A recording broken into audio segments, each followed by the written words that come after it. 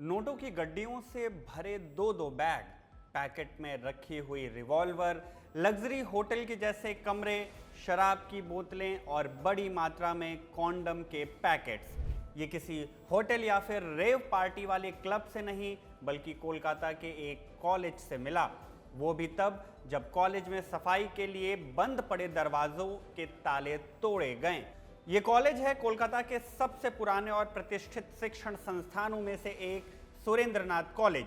और जिस कमरे से ये सब कुछ मिला वो है कॉलेज का स्टूडेंट यूनियन रूम, जहां कॉलेज की छात्र राजनीति का संचालन किया जाता था। पर कॉलेज के अंदर ये सब आया कैसे, किसने रखा और कौन इन कमरों का इस्तेमाल करता था, इसे लेकर अब बंगाल की वर्तमान सत्ताधारी पार्टी बीजेपी पूर्व सत्ताधारी पार्टी टीएमसी पर क्या आरोप लगा रही है, इस वीडियो में इन सारे ही सवालों के जवाब तलाशेंगे। नमस्ते, मेरा नाम शुभम है और आप देख रहे हैं खबर गांव।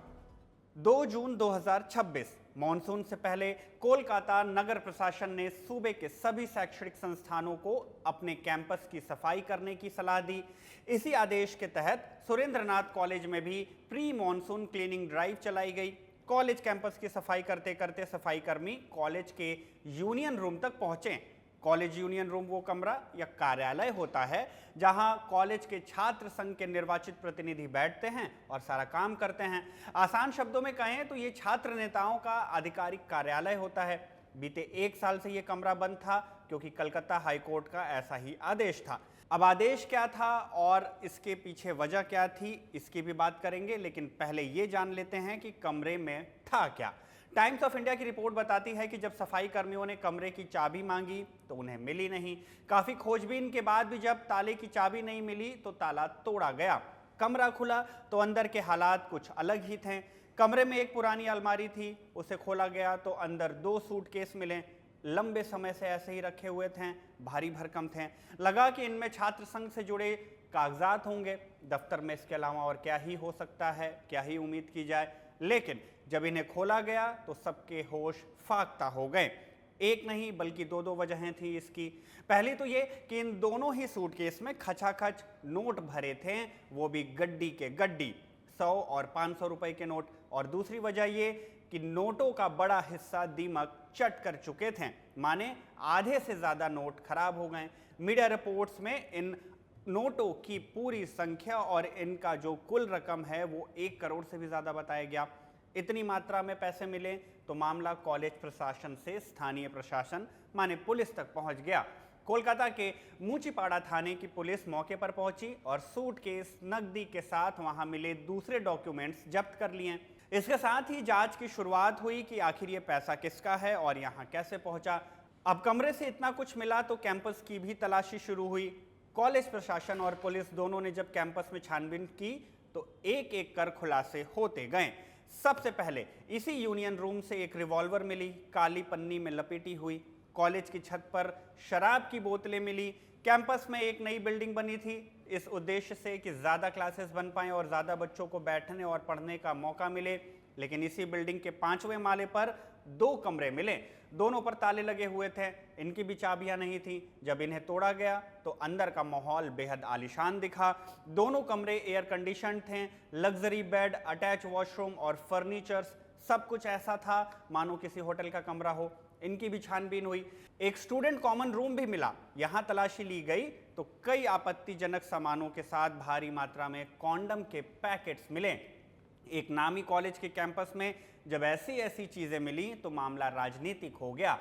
एयर कंडीशन रूम के बारे में बताते हुए कॉलेज प्रशासन ने आरोप लगाया कि इन कमरों का इस्तेमाल टीएमसी के प्रभावशाली नेता देवाशीष बंदोपाध्याय, जिन्हें कानकाटा देबू के नाम से जाना जाता है, वो और उनके बेटे शिवाशीष बंदोपाध्याय इस्तेमाल करते थे।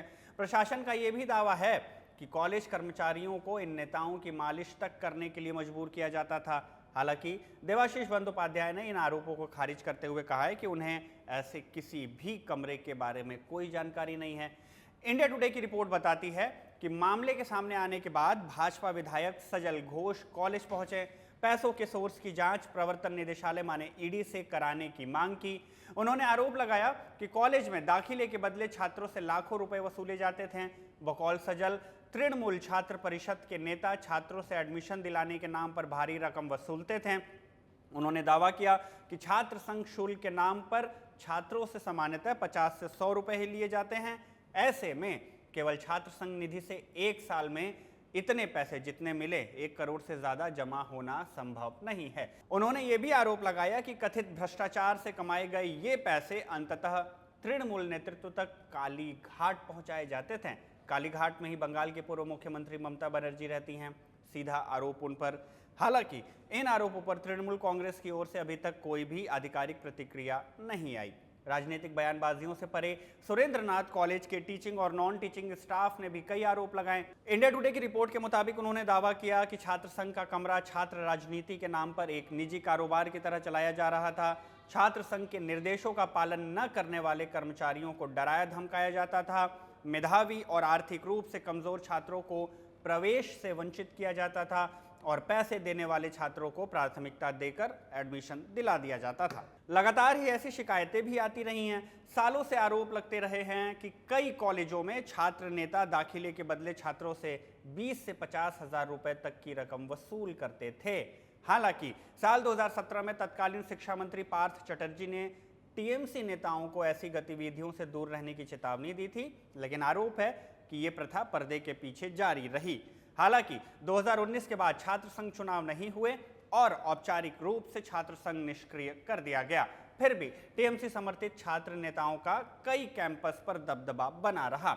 बीते साल जून की 25 तारीख को जब साउथ कैलकाटा लॉ कॉलेज की एक छात्रा के साथ गैंग रेप की घटना हुई तो जांच की आज कॉलेज के इनएक्टिव पड़े स्टूडेंट यूनियन रूम्स तक भी पहुंची। इसके बाद कई जनहित याचिकाएं हाई कोर्ट में दाखिल की गई। मांग की गई कि ऐसे इनएक्टिव यूनियन रूम्स को बंद कर दिया जाए।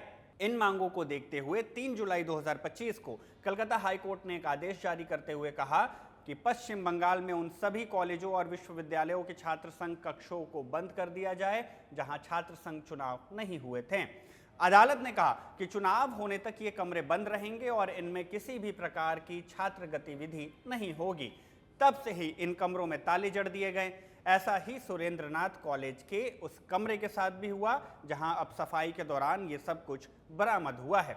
वैसे तो ये सिर्फ एक ही मामला है, लेकिन मीडिया रिपोर्ट्स में इसे टिप ऑफ आइसबर्ग कहा जा रहा है। विश्लेषकों और कॉलेज प्रशासन के कुछ अधिकारियों का मानना है कि सुरेंद्र नाथ कॉलेज का ये मामला केवल एक कॉलेज तक सीमित नहीं है, बल्कि ये एक बड़े नेटवर्क की झलक हो सकता है। और जब से बंगाल में सरकार बदली है, राज्य के कॉलेजों और विश्वविद्यालयों में छात्र संघ फंड की ऑडिट कराई जा रही है ताकि इस तरह की किसी भी धांधली का पर्दाफाश हो सके।